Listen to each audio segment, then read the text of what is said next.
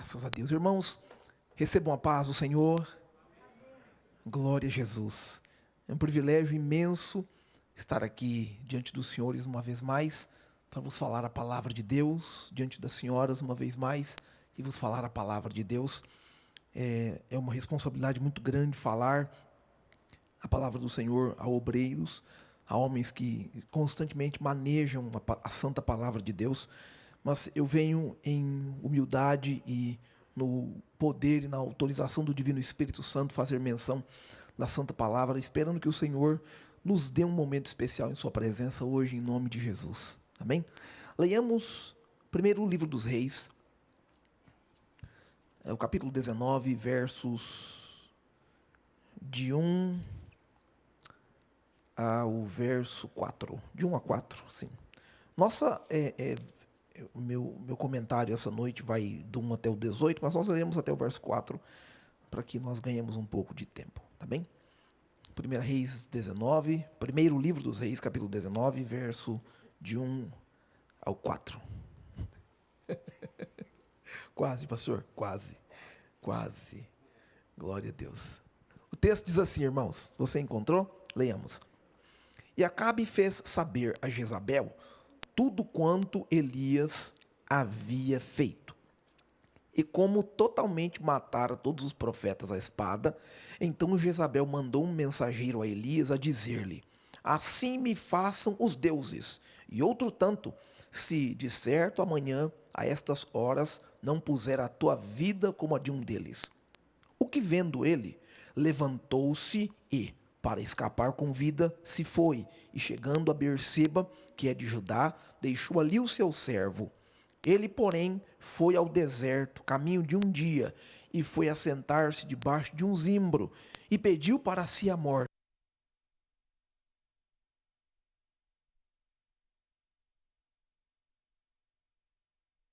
Paz. Quero convidar o seu intelecto, suas funções sensoriais, para meditar comigo por alguns minutos sobre o tema: como Deus trata obreiros feridos. Como Deus trata obreiros feridos. Pode se assentar, por gentileza. Glória a Deus. Elias foi um poderoso homem de Deus. Nós temos Elias na história de Israel como o leão dos profetas. Elias é um modelo de obreiro em palavra, é um modelo de obreiro em poder, é um modelo de obreiro em habilidade, em ousadia, em diversas funções de seu chamado, da manifestação de sua carreira profética. Ele é um exemplo para nós, obreiros. Elias entra no palco da história do nada, com um pronunciamento ousado para o rei Acabe, e depois deste momento, nós recebemos uma permissão de Deus para assistir os eventos que se desenrolam na vida deste profeta desconhecido, transformado no maior profeta de Israel. No capítulo 17, quando começa a sua história, nós vemos que a palavra-chave do capítulo 17 é humildade. No capítulo 18, a palavra-chave do capítulo 18 da história de Elias é heroísmo.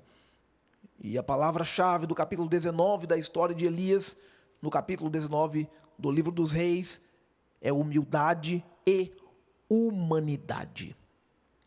Elias é confrontado pela mais vil das doenças humanas. E essa doença é a tristeza seguida de angústia e depressão. Se nós lermos Tiago, capítulo 5, verso 17, o irmão do Senhor Jesus disse assim: Elias era homem sujeito às mesmas paixões que nós, e, orando, pediu que não chovesse, e por 3 anos e 6 meses não choveu na terra. Elias, em tamanho poder, em tamanha graça divina, opera sinais, milagres, prodígios espetaculares da parte de Deus diante do povo do Senhor. Porém, Elias, ao ser confrontado por esta senhora chamada Jezabel. E o problema aqui, eu vejo em duas faces. Primeiro, o problema é que Jezabel tem um marido frouxo. Jezabel tem um marido, ele é do povo de Israel, mas ele é frouxo. E isso é um perigo muito grande, porque olha o que ele foi capaz de causar na vida do homem de Deus, seu compatriota.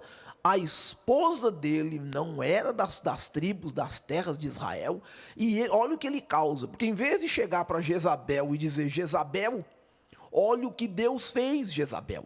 A gente estava no Monte Carmelo, Elias orou e Deus, o Deus de Israel, fez descer fogo do céu, e todo o povo gritou: só o Senhor é Deus. Na palavra do profeta Elias, Deus foi extraordinário. Não, a intenção dele era queimar Elias. A intenção dele era falar mal de Elias. E ele diz: olha como é que o texto começa e acaba, e contou para Jezabel tudo quanto Elias tinha feito. Um homem que foi contar o que o profeta havia feito. Não era saudável, não era sábio fazer isso. E então, a maior perseguição da história de Elias começa. Porque Elias, no capítulo 17, enfrentou a fome e a seca. Elias, no capítulo 18, enfrentou os profetas e a incredulidade do povo. Mas Elias, no capítulo 19, enfrenta uma mulher violenta e assassina. E isso deixou Elias tão assustado que ele correu. Deixa eu dizer uma coisa aos irmãos aqui. Havia um sofrimento dentro de Elias que ele não disse a ninguém. Elias não contou a ninguém, era um sofrimento secreto. Era um negócio dentro dele, um medo, um pavor, um terror que tomou conta de Elias, e ele não disse a ninguém.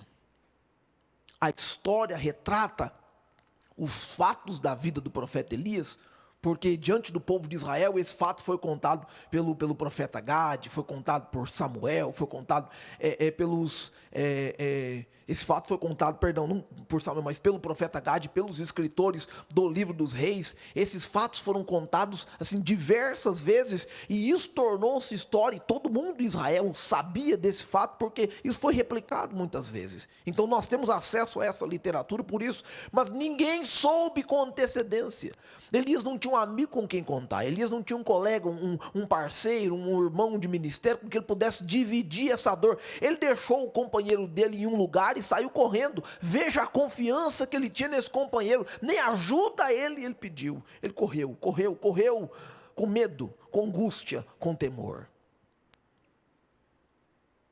Existem pelo menos 4 dores secretas que obreiros carregam constantemente. E elas são secretas porque eles não falam muito sobre isso. Obreiros normalmente não se abrem com constância. Obreiros normalmente não falam de seus sentimentos com muita frequência. Quando falam, não falam em público, não abrem seu coração ao público. Normalmente obreiros sofrem calados. Existem 4 dores, eu vou mencionar elas aqui porque elas são uma revista chamada Gospel Prime de 2015, e eles publicaram uma pesquisa revelando por que é que pastores abandonam o ministério. E existem lá dados como 84% dos pastores dizem que estão de plantão 24 horas por dia e tem que assistir e ajudar as pessoas quando o telefone toca. Pelo menos 80% dos pastores esperam e resolvem conflitos desesperadores em suas igrejas. Pelo menos 54% dos pastores acreditam que ser pastor nessa frequência sobrecarrega um homem de tal maneira que em 5 anos eles envelhecem pelo menos 10 anos. 53% dos pastores se preocupam seguidamente com a sua saúde financeira e a saúde financeira de sua família. Pelo menos 48% dos pastores se sentem frequentemente exigidos pelo ministério, e normalmente eles sentem que as exigências são maiores do que as quais eles conseguem dar conta. Pelo menos 21% dos pastores dizem que suas igrejas têm expectativas irreais sobre eles. Ou seja, a igreja espera que o pastor seja um super-homem. A igreja espera que ele esteja sempre bem, espera que ele esteja sempre animado, sempre descansado, sempre com uma palavra perfeita e impecável para conceder. E essas expectativas formam pelo menos 4 dores secretas que vão alimentando uma angústia, uma tristeza no coração de diversos obreiros. Eu estou falando aqui sobre muita humildade aos senhores em nome de Jesus, porque o Senhor Deus nos traz aqui essa noite para aplicar um bálsamo ao nosso coração. Ao olhar a história do profeta Elias, Deus deseja nos dar um exemplo de como Deus trata obreiros feridos. A primeira dor secreta, e não é mais secreto porque eu vou revelar agora, então a primeira dor que eu vou sugerir que acontece na vida de um obreiro é a depressão produzida por esgotamento físico e emocional. Depressão produzida por esgotamento físico e emocional. É por isso que é importante que pastores tenham períodos de descanso, de repouso, tenham períodos longe de seus telefones celulares, tenham períodos longe das redes sociais, tenham períodos a sós com suas famílias, porque isto é constante, é comum. Nós, obreiros, somos afetados por essa depressão produzida por esgotamento físico e emocional. As pessoas normalmente não sabem o que é estar alerta constantemente. As pessoas não sabem normalmente o que é perder noite de sono pensando em alguém ou em uma coisa que alguém te falou. As pessoas não sabem normalmente o que é perder uma noite de sono porque você recebeu de Deus uma revelação, uma visão, e você não está dando conta de processar aquilo humanamente falando. É difícil. Eu sugiro que a segunda dor que pastores normalmente, obreiros normalmente carregam consigo, são traições ministeriais. Não dá nem para a gente perguntar aqui agora, mas só aí no coração, não precisa levantar a mão não. Algum dos senhores aqui já foi traído ministerialmente?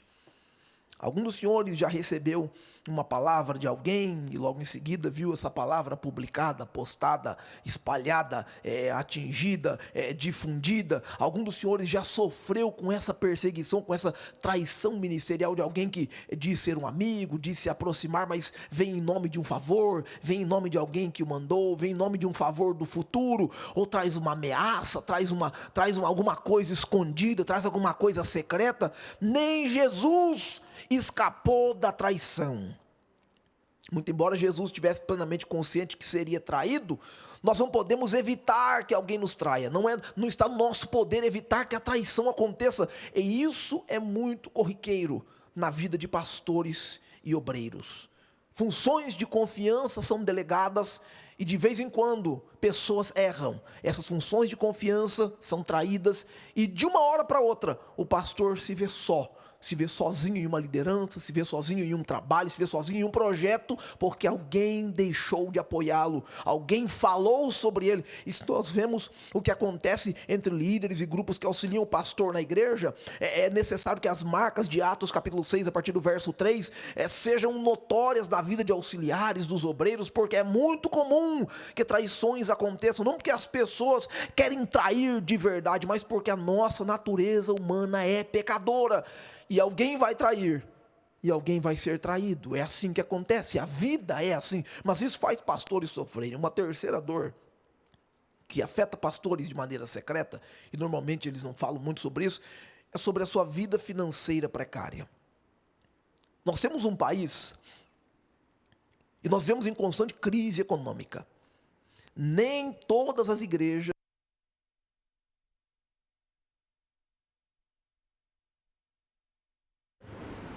e o pastor normalmente sofre com os casos das situações financeiras de sua igreja.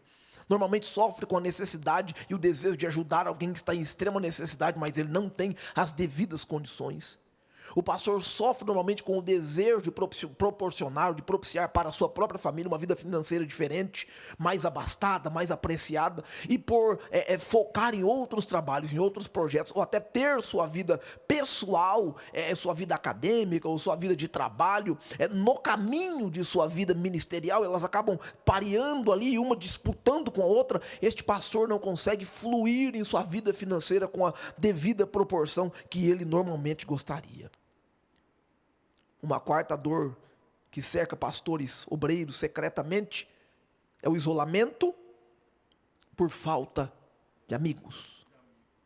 É o isolamento por falta de amigos. E esta é a mais alta das porcentagens que atingem pastores e obreiros. Eu não estou falando de colega, gente. Não estou falando de irmão que você manda um zap. Estou falando de alguém que você manda uma figurinha do... Não, eu estou falando de um amigo. Um amigo, uma pessoa que te vê sofrer, uma pessoa que te vê nervoso, que te vê bravo, uma pessoa que está perto de você quando a coisa está feia, está ruim, e você tem a capacidade de se expressar, dizer o que está sentindo, dizer o que está acontecendo. É alguém que você pode mostrar uma conversa, e você sabe que a pessoa não vai sair mostrando a conversa por aí. É alguém que você pode mostrar para ele um print, você pode mostrar uma coisa que falaram, você pode contar um segredo, você pode dizer, abrir o coração. É falta a necessidade de um amigo entre pastores e obreiros, é uma dor secreta. Porque não é para todo mundo que o pastor pode confidenciar casos. Não é para todo mundo que um pastor pode contar exatamente o que está acontecendo. Não é para todo mundo que um pastor pode abrir o coração e dizer, estou me sentindo assim. Tem gente que se vê o que passa no coração do pastor. Esse pastor está desviado. Ué, rapaz, você não sente a mesma coisa e você não está desviado? Que negócio é esse?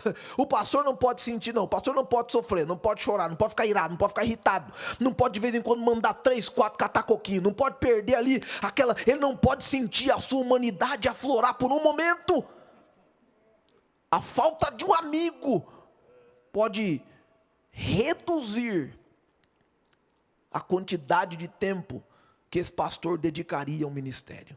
Tem gente que ficaria anos servindo se tivesse um amigo, mas por falta destes, o tempo diminui, a dor de cabeça aumenta, os pesares, as dores no corpo, as manifestações no corpo aumentam.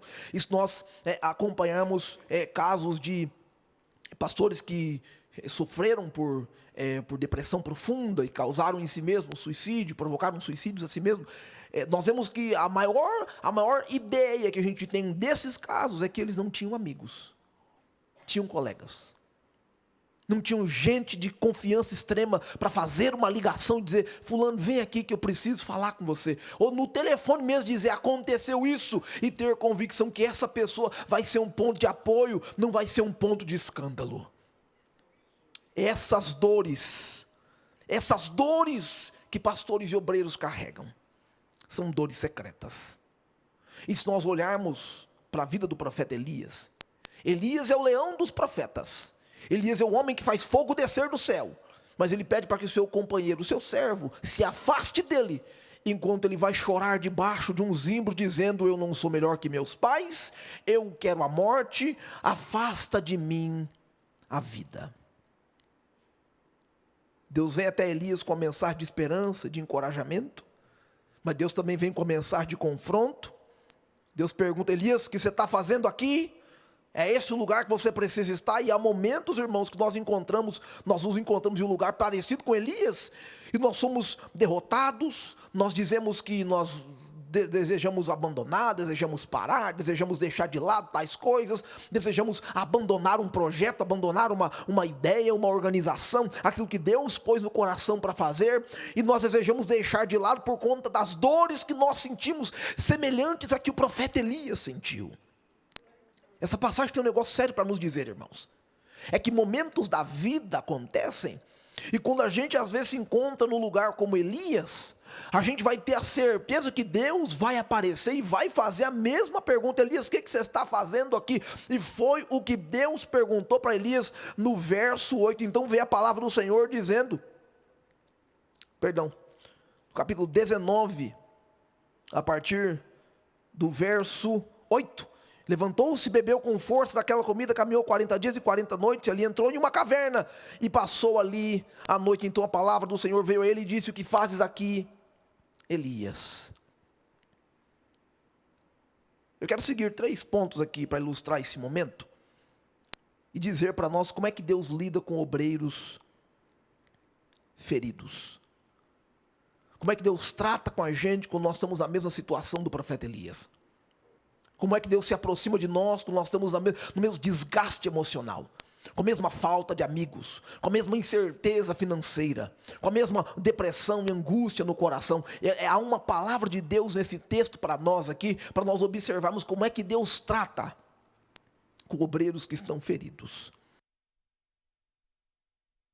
Horas que O obreiro não precisa pretender, não precisa disputar um posto de um grande ator para pretender que está muito bem, que está feliz, sorridente o tempo todo. Apesar que nós fazemos isso constantemente, nós pretendemos, nós agimos como grandes atores, porque o coração está ferido, a alma está batida, o peito está rasgado, uma coisa terrível aconteceu, uma palavra negativa foi lançada, uma fala assim horrível foi falada a seu respeito, algo terrível saiu por aí, alguém postou, alguém publicou, alguém mandou áudio, alguém mandou mensagem para lá e para cá, o nosso nome está fadado a estar nos lábios de alguém que não nos preza, não nos quer bem, e as feridas aparecem, nos machucam, mas Deus trata com a gente, Deus se aproxima de nós, não é para a gente ir para a caverna, Deus não chamou obreiro para ficar na caverna, aleluia, nós não somos obreiro de caverna, glória a Deus, nós não somos obreiros de esconderijo, por isso que no nosso momento de dor, Deus aparece e pergunta: o que é que você está fazendo aqui?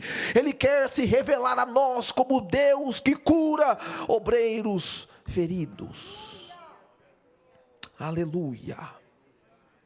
Em primeiro lugar, do verso 1 ao verso 4, existem circunstâncias que assustaram Elias. A gente vai ver do verso 1 ao verso 4 a circunstância que o assustou.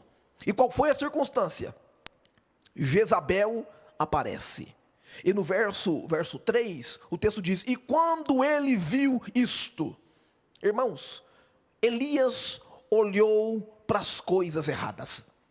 Elias olhou para ele viu a perseguição de Jezabel contra ele. Elias olhou o poder bélico de Jezabel. Elias olhou o poder da influência de Jezabel. Elias olhou a maldade de Jezabel. Quando ele olhou para isso, quando ele viu isso, o temor, a angústia, o medo invadiram o coração de Elias de tal forma que Elias só pensou em uma coisa: fugir, correr, se esconder, se abrigar em um lugar. Elias havia acabado de derrotar 850 profetas. Elias havia acabado de pregar um grande sermão e todo o povo glorificou, dizendo: só o Senhor é Deus. Elias havia acabado de falar diante do Monte Carmelo uma palavra de fé, e fogo do céu descer sobre um altar e queimar tudo, consumir tudo e deixar o lugar assim nu, sem até água, estava um buraco no chão, de tamanho poder manifesto de Deus. Mas Elias viu as coisas erradas. É necessário que a gente comece a olhar as coisas na perspectiva de Deus. Porque todas as vezes que nós olharmos as coisas na perspectiva do homem, na perspectiva humana, nós tremeremos, nós ficaremos assombrados. Olha da perspectiva de Israel, Êxodo 14, as coisas estavam terríveis ali. Na perspectiva de Israel, capítulo 14, versos 10 a 12, olha o que acontece. E aproximando-se Faraó, os filhos de Israel levantaram os olhos, e eis que os egípcios vinham atrás deles, e temeram muito. Então os filhos de Israel clamaram ao Senhor, e disseram a Moisés: não havia sepulcros no Egito, para nos tirar de lá, para que morrêssemos nesse deserto? Por que nos fizeste isto, fazendo-nos sair do Egito? Não é esta palavra que te falamos no Egito, dizendo: deixa-nos que sirvamos aos egípcios, pois que melhor nos fora servir aos egípcios do que morrermos no deserto. E a perspectiva deste povo em face daquele perigo, daquele eminente desafio, foi pensar em voltar atrás, porque eles estavam olhando com a perspectiva humana. Toda vez que nós olhamos com a perspectiva humana, nos falta fé. Toda vez que nós olhamos com a perspectiva humana, nos falta encorajamento. Toda vez, pastor, obreiro, presbítero, diácono, dirigente, que nós olhamos para uma situação com uma perspectiva humana, nos falta o desejo de prosseguir. A gente não vai ter a coragem, a garra de pegar a situação, enfrentá-la, encará-la e dar conta do recado, porque a nossa humanidade é frágil, é fraca, é necessitada de apoio, de ajuda, e se nós olharmos através dessas lentes humanas, nós falharemos. Mas aí aparece Moisés em Êxodo capítulo 14, verso 13, Moisés diz: Moisés, porém, disse ao povo: não temais, estai quietos e vede o livramento do Senhor, que hoje vos fará. Porque aos egípcios que hoje vistes, nunca mais os tornareis a ver. Moisés aparece com uma perspectiva de fé. Moisés aparece olhando para a situação do ângulo de Deus. Oh, aleluia! Senhores e senhoras, irmãos e irmãs, olha a situação que você está enfrentando pelo ângulo de Deus. Mesmo que você encare, olha a situação com a sua perspectiva, peça a Deus graça para que você reverta essa situação e olhe na perspectiva de Deus. Está difícil, mas Deus pode. Está impossível, mas Deus tem. Está complicado, mas Deus resolve. Está fora do escopo humano, mas Deus é onipotente. Ele pode todas as coisas. Ele entra com a providência, Ele resolve, Ele tira, Ele coloca, Ele leva, Ele traz, Ele mata, Ele dá vida. Deus é Deus. É claro que a mesma coisa acontece com o povo de Israel. Números 13, verso 33. Eles olham os fatos de maneira humana. Números 13, verso 33, o texto diz: também vimos ali gigantes. Nosso pastor Fernando pregou sobre isso algumas semanas atrás, dizendo que eles olharam para os gigantes e se viram diminutos, se viram menores do que os gigantes. E o texto diz: eles pareciam os filhos de Anak, descendentes dos gigantes. Éramos aos nossos olhos como gafanhotos, e aos olhos deles a gente era pequeno aos nossos olhos, e aos olhos deles todo mundo aqui não valia nada. Essa era a perspectiva humana. Mas aí aparecem dois filhos de Deus em Números 14, dos versos 5 a 9. Josué, filho de Num, Caleb, filho de Jefoné, dos que espiaram a terra, rasgaram as vestes e falaram a toda a congregação, dizendo: a terra pela qual passamos a espiar é terra boa, e se o Senhor se agradar de nós, então nos porá nessa terra e nola dará, terra que mana leite e mel. A perspectiva de Deus é melhor do que a perspectiva dos homens. E se a gente subir ainda lá em 1 Samuel, capítulo 17, a gente vai ver que algumas pessoas estavam observando a situação. O vale de Sidim, a coisa estava feia. Tinha um gigante enorme no meio do vale gritando: vem aqui que eu vou pegar o primeiro homem que aparecer, vou partir no meio, vem, quem vem? E ninguém ia. E olha o que diz 1 Samuel 17, 24. Porém todos os homens de Israel, vendo aquele homem, fugiram de diante dele, temiam grandemente, diziam os homens: viste aquele que subiu? Pois subiu para afrontar Israel e a dizer: pois que o homem que o ferir, o rei enriquecerá de grandes riquezas e dará sua filha e fará livre da casa de seu pai de impostos em Israel. Irmãos, este mistério desse gigante que apareceu para gritar e afrontar assustou todo mundo, mas chegou o desavisado Davi. Ninguém avisou Davi que ele era pequeno, irmãos.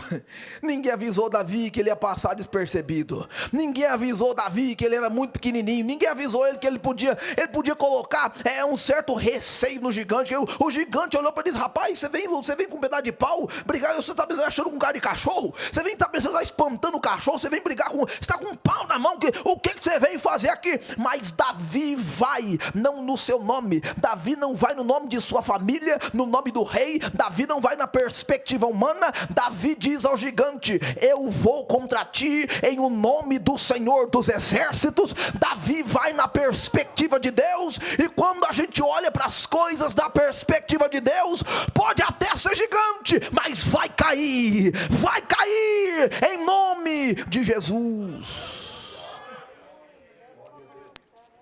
Nós precisamos olhar as coisas na perspectiva de Deus. E este foi o engano de Elias, olhar para aquela situação na sua perspectiva humana, e além de olhar, ele acaba procurando as coisas erradas. E o texto diz que ele escapou, o verso 3 e 4 diz que ele escapou por sua vida, saiu correndo para não morrer, mas de repente estava pedindo a morte. Aonde é que isso faz sentido, gente? Ele escapou de Jezabel com medo de morrer, mas deitou debaixo do pé de zimbro, dizendo: eu quero a morte. Isso prova para a gente que quando um obreiro, quando um profeta, quando um pastor está machucado, e ele corre, ele foge, ele se esconde na situação, é claro que tudo que ele vai fazer vai ficar meio sem sentido. É exatamente o que acontece com Elias. Ele está fazendo coisas sem sentido. É por isso, meus irmãos, que nós estamos diante de Deus recebendo uma palavra aqui, para saber como é que Deus lida com obreiros feridos. Deus não quer que a gente corra. Deus não quer que a gente tome decisões precipitadas ou decisões que não fazem sentido, porque essa decisão de Elias de correr pela sua vida, mas depois pedir a morte, não faz sentido.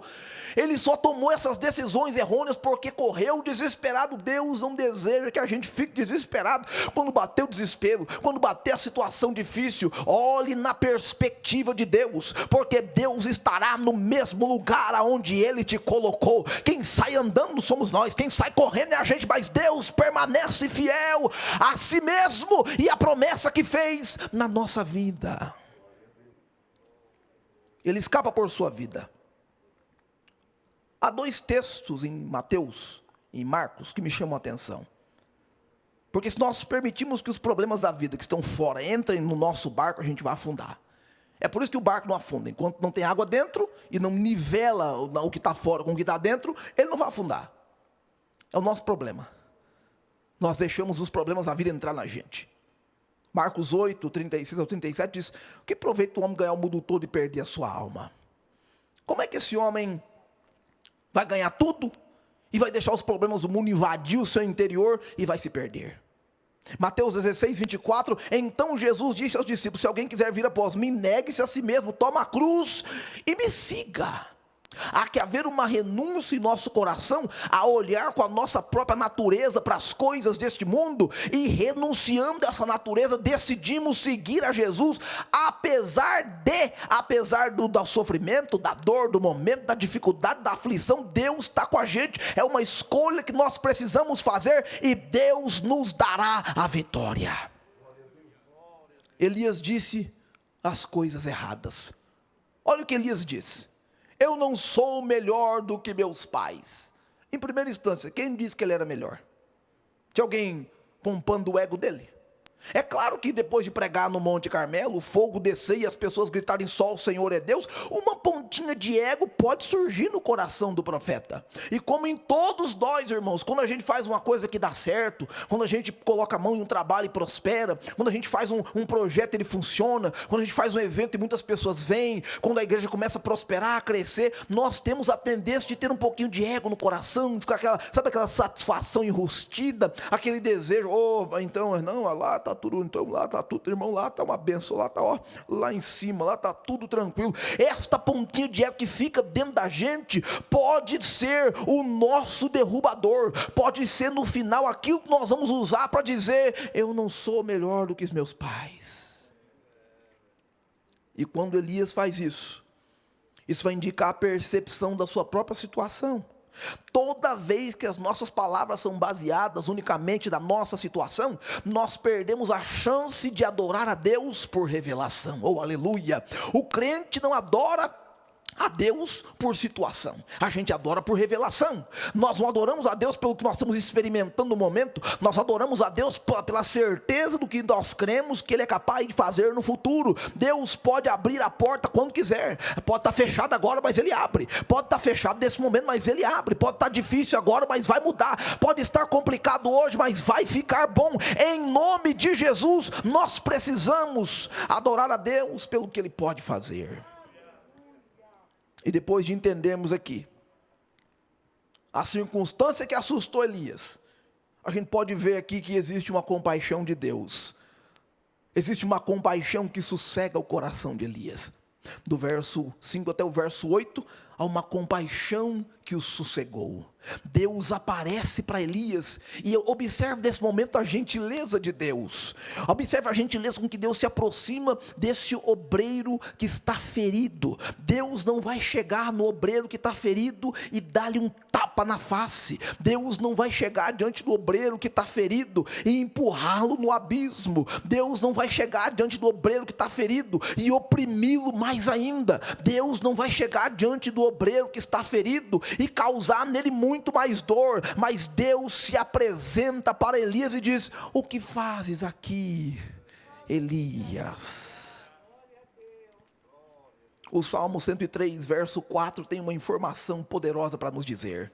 Salmo 103, verso 4 diz: é Ele quem perdoa todas as tuas iniquidades, e que sara todas as tuas enfermidades, que redime a tua vida da perdição, que te coroa de benignidade e de misericórdia, que farta a tua boca de bens, de sorte que a tua mocidade se renova como a da águia. É Ele que se aproxima da gente na hora da ferida, Ele vem com bálsamo, na hora da dor, Ele vem com a cura, na hora da tristeza, Ele vem com a alegria, na hora do medo, Ele vem com a coragem, na hora da falta, da necessidade, Ele vem com a provisão eterna. Ele sabe tratar pessoas feridas. A Ele seja glória por sua santa e poderosa palavra.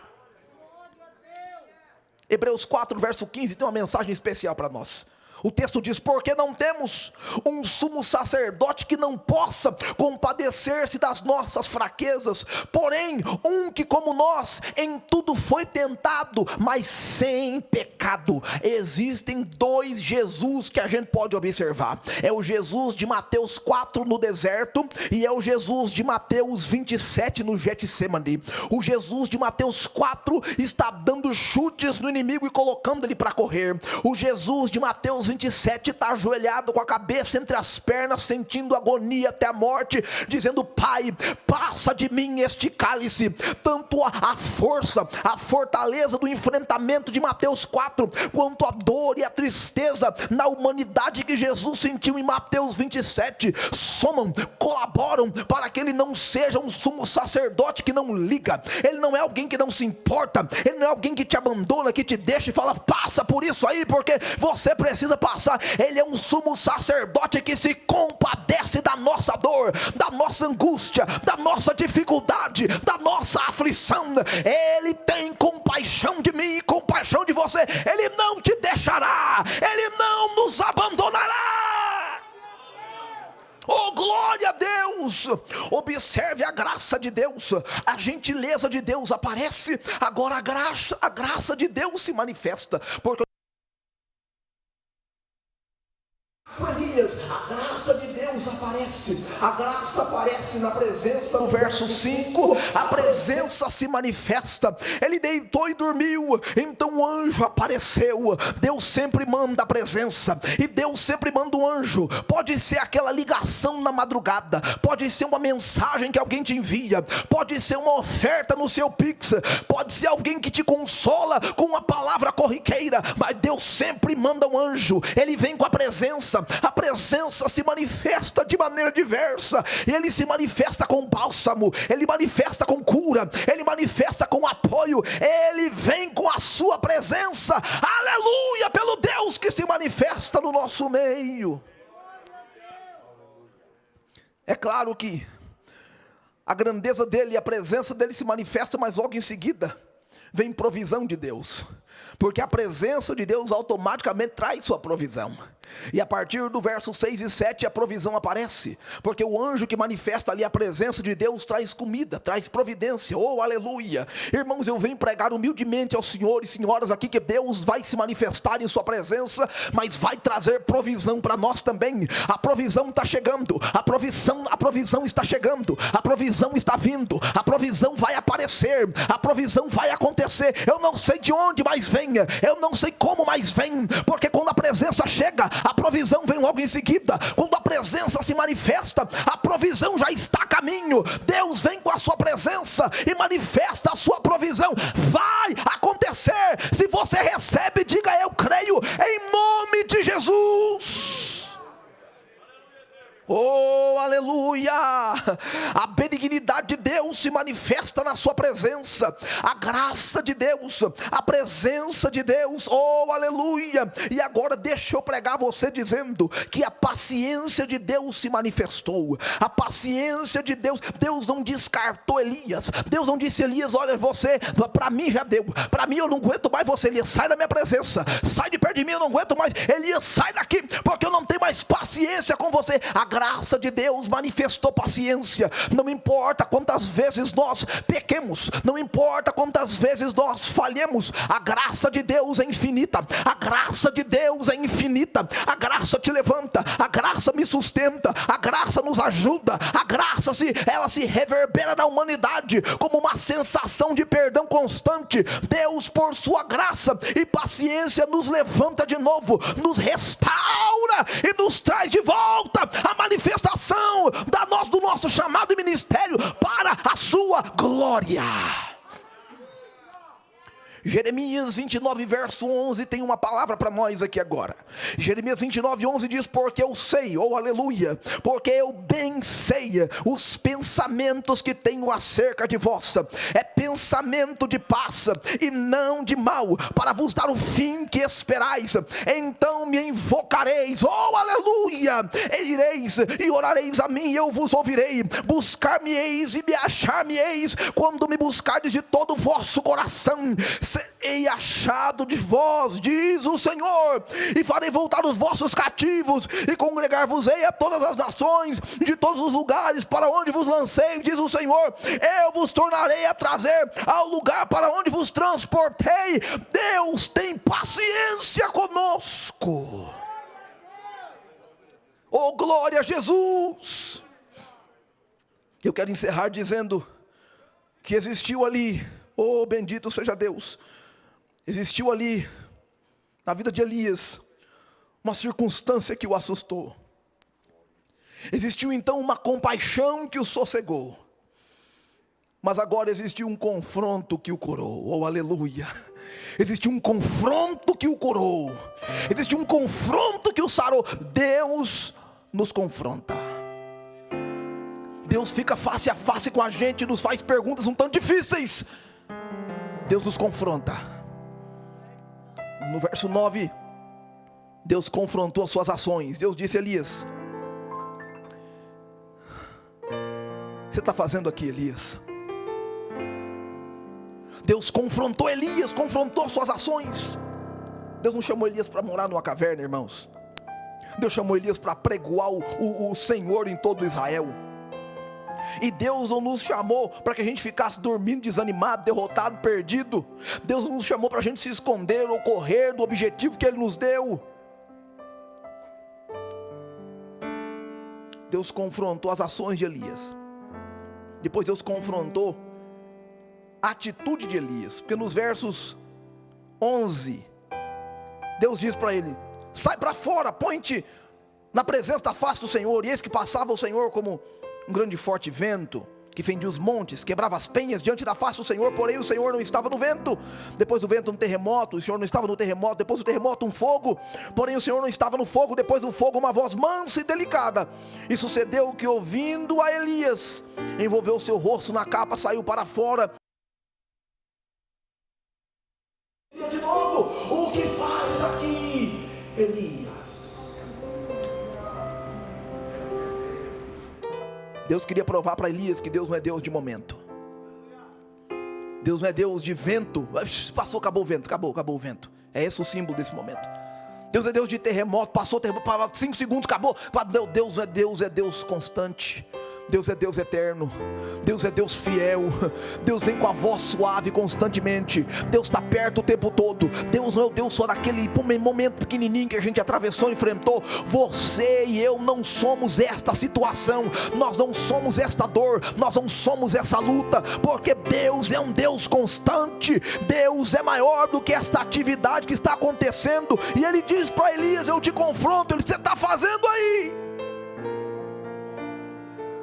Aí depois Deus confronta as suposições de Elias. No verso 14 aos 18, Elias presumiu que foi abandonado. Senhor, mataram os seus profetas, só fiquei eu. Deus disse: Elias, que presunção é essa, rapaz? Como assim só ficou você? Ainda tem 7.000, oh aleluia. Tem 7.000 ainda, Elias. Tem muita gente aí para me usar, tem muita gente para me conversar, tem muita gente aí dando lugar, tem muita gente crendo, tem muita gente da salvação, tem muita gente cheia do poder, tem muita gente que eu chamei todo esse povo aí. Não tem só você, os senhores não estão sozinhos, nós não estamos sozinhos, nós não estamos abandonados, nós não estamos largados da fé. Tem 7.000, tem 7.000, tem 7.000, tem 7.000. Ainda tem gente que crê, ainda tem gente que ora, ainda tem gente que jejua, ainda tem gente que lê a palavra, ainda tem crente de verdade. Deus tem mais gente para nos ajudar.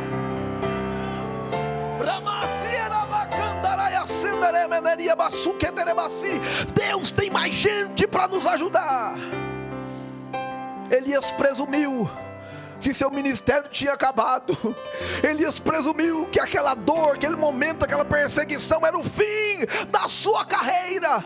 Mas Deus disse: Elias, levanta, Elias, levanta, Elias, levanta, porque você tem gente para ungir. Levanta, porque você tem gente para ungir. Levanta, porque tem um pessoal para ungir aí, Elias. Tem um profeta no teu lugar, no meu lugar. Vai ungir, é você que unge, é você que chama. Tem gente para você levantar no ministério, tem gente para você ser um mentor. Tem um rapaz chamado Eliseu que você precisa cuidar dele. Tem um rapaz chamado Eliseu que precisa deitar água no seu pé. Tem um rapaz chamado Eliseu que você precisa ajudar. Deus nos chamou, senhores. Deus nos chamou, não foi para parar, não foi para estacionar, apesar da dor. Provérbios 14:13 diz: até no riso o coração sente dor, e no fim da alegria tristeza. Apesar da dor, Jó 33:19 diz: também a sua cama é castigada de dores.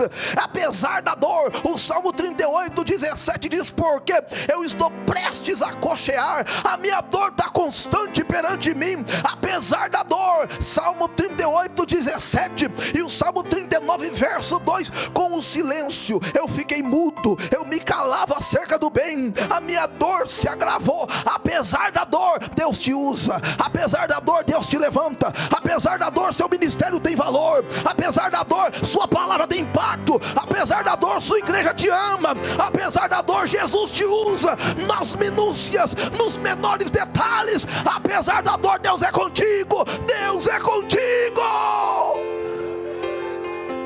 Apesar da dor, Deus é contigo.